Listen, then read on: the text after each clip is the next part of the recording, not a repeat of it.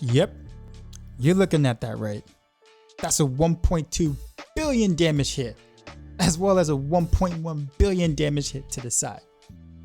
I know how? Keep watching. Sup world? We're back again real quick after the first video I put out yesterday. The plan last night on stream was to theorycraft a bit more to make this build even better.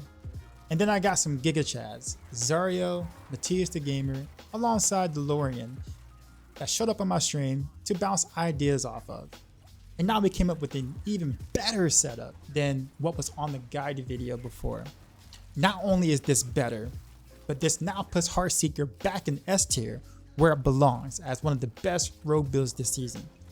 I'm really happy to be able to bring this back to the masses, as it was definitely one of the most favored amongst rogues last season. And well, it can be that way this season if you still have love for Heartseeker, like I do. Let's go over what changed real quick.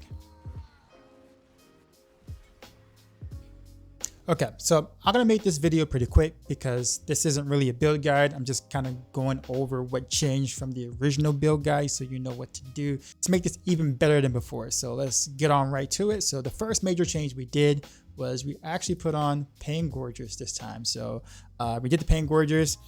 I want to say mainly for the basic attack skills. I mean, that's important too as well. That helps a bit, but the proc is actually not that bad. So it does suffer from the quite a few multipliers really not working, though it's not as bad as Victimized, but when it does proc, it actually does pretty well, especially on single targets. It's actually been more helpful on single targets, helping me delete bosses in T8 horrors, as you've seen earlier in the gameplay footage.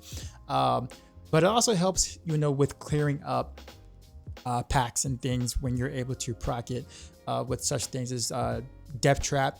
Will allow it to proc the original value multiple times because it hits multiple times. Caltraps will proc it for the 3-second duration. Smoke Grenade would do it too as well. So you have several different skills that can actually at least get the proc out, and you can get some AoE that way. And this is important because we made a major change with our key passive too. So definitely Pain Gorges is what you want in this slot. Next thing that changes here, I mentioned about it in the first guide, is Penitent Greaves. Penitent Greaves is ridiculously good. The chill potency is absolutely goated when you're getting chased everywhere and things. That alongside with Cold Caltraps, man, and they can't move. And it's crazy because you get all that room to breathe to be able to attack and do whatever you want.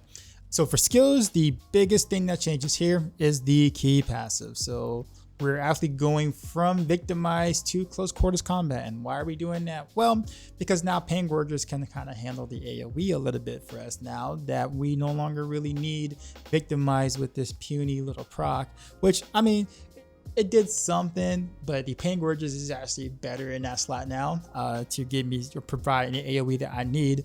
Why not just do more damage in general? So Close Quarters Combat gives you some attack speed.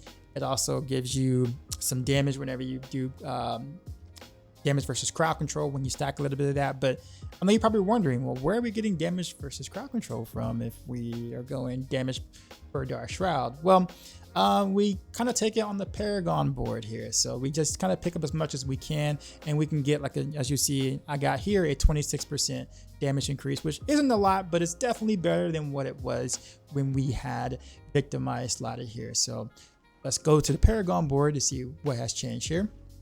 So the major change we made here on the Paragon board is that we went here and we took more stuff on the cheap shot board, like damage versus crowd control, to be able to scale up that key passive as much as we possibly can without rolling any stats to do so. And so we were able to get that there. And the way that we did that was we took points away from exploit weakness. So if you notice, we came down here and we took exploit weakness in just the legendary node itself, instead of taking all the other surrounding stuff that we were taking before because we were running Victimized. So that was a big difference there too.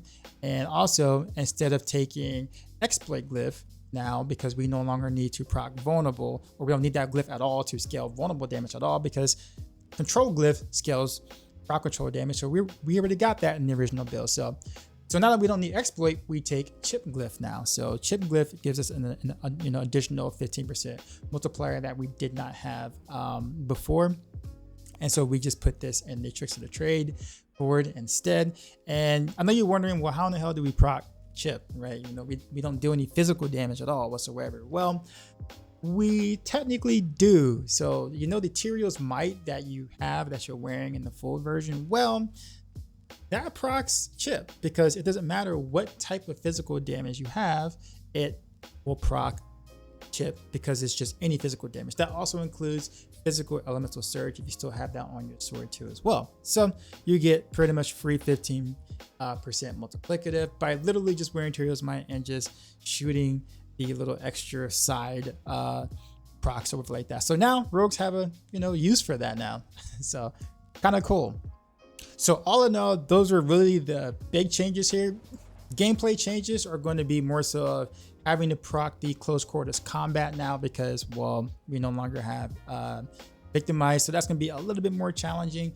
It's kind of easy though when you think about it, because you do have to proc tricks of the trade, so you do need to use a cutthroat skill to be able to do that. So now you can do 2 birds with 1 stone by casting Shadow Step pretty much to proc the first portion of Tricks of the Trade as well as close quarters combat, and then you just start firing your Heartseeker and you automatically proc the second part for both things, and now you get both buffs super easy. So basically it's just a matter of every 8 seconds or whatever, just cast a Shadow Step and then start, you know, firing your Heartseeker, and then that's pretty much it. You get to keep all those buffs. And yeah, pretty much when things get hard, you just basically, you know, put down your caltrops, put down your death trap for the ultimate damage proc from the no witness to get more damage, and then of course obviously smoke grenade and things. So if you really want to beef up your damage, that's what you do, but in most cases you don't really even need to do that until things kind of get a little hectic. But as you saw in the gameplay video, you can kind of see when I used it there. But